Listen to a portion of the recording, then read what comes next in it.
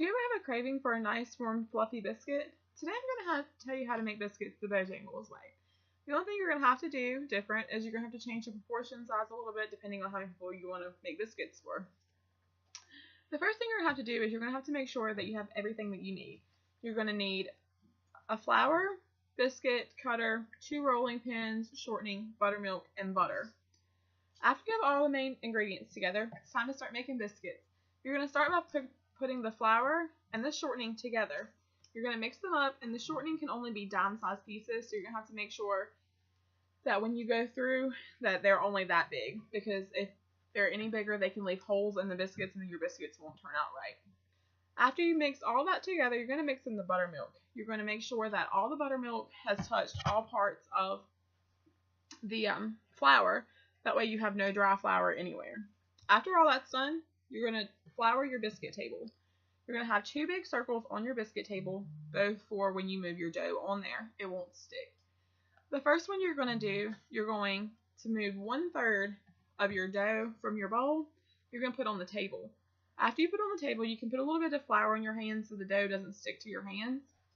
And then you're going to press down the dough with your palm 5 times. This spreads it out a little bit. It gives you a little bit more dough to work with. You're going to roll the dough from the left side in and then the right side in.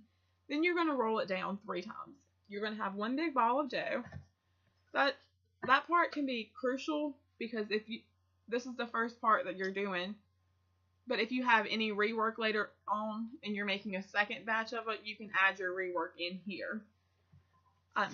You're going to move the dough onto the second part of the flour. After you do that, this is where you're going to start rolling out your biscuits. You're going to use the little pin first.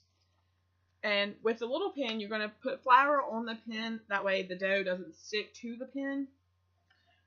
Then you're going to start rolling them out. With the little pin, you can roll out the biscuits as many times as you want to make them a perfect size. You can do it 10 times, 20 times, depending on how many times it takes you. You don't want your biscuit dough to be flat, but you don't want it to be thick either. After you get done with your little pin, you can use your big pin now. The big pin only touches the table twice. It goes from east to west and then north to south. You only let it touch it that amount of times and then you're done with it. That can be crucial also because if you use it too many times, that can make your biscuits really flat.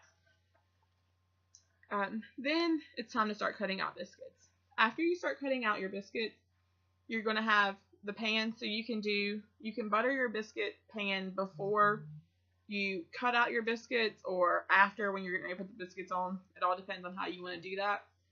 But when you start cutting out your biscuits, you're going to use your biscuit cutter and you're going to start cutting them out. And after every 3 biscuits that you cut, you're going to flour your biscuit cutter.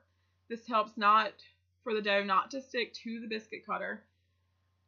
So once you get done with that, you're going to have your entire dough that you're going to have to cut out of biscuits. Once you get done with your cutting out your biscuits, you can start moving to the pan. If you haven't already buttered your pan by now, you can go ahead and do that. But then you start transferring your biscuits from the table to the pan. When you do that, the pan will hold 15 biscuits. You're going to have 3 rows of 5. And it's normally easy to use 2 hands. You can put one in the top, one in the bottom at the same time. And then once you get done with that, you can do every pan that you can with that 1/3 of your dough. And then once you have 2 pans, you can go ahead and stick those in the ovens and let those be cooking because they have to cook for 10 minutes. Each wet that we do, which is the bowl of dough, each wet can do 4 or 4.5 pans of biscuits. Once you have all those, you cook them in the oven for 10 minutes. And once you get done with the ovens, they come out and you hold them at a 45-degree angle and you butter the biscuits up and down to make sure they're perfect. After this, you can hold them for 20 minutes in heat. That's how long they're good for. After you do that, you come back and you can start cleaning up your station. Wait for the other biscuits to come out of the oven if you have any in there. When those are done, you can start making more biscuits if you have to.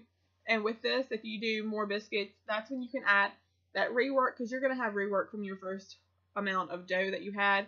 Rework is just the stuff that you didn't use, like the little pieces in between. You can just put them together in the next one if you have to, or you can throw it away at either one. After that, you can start making more biscuits, and yeah.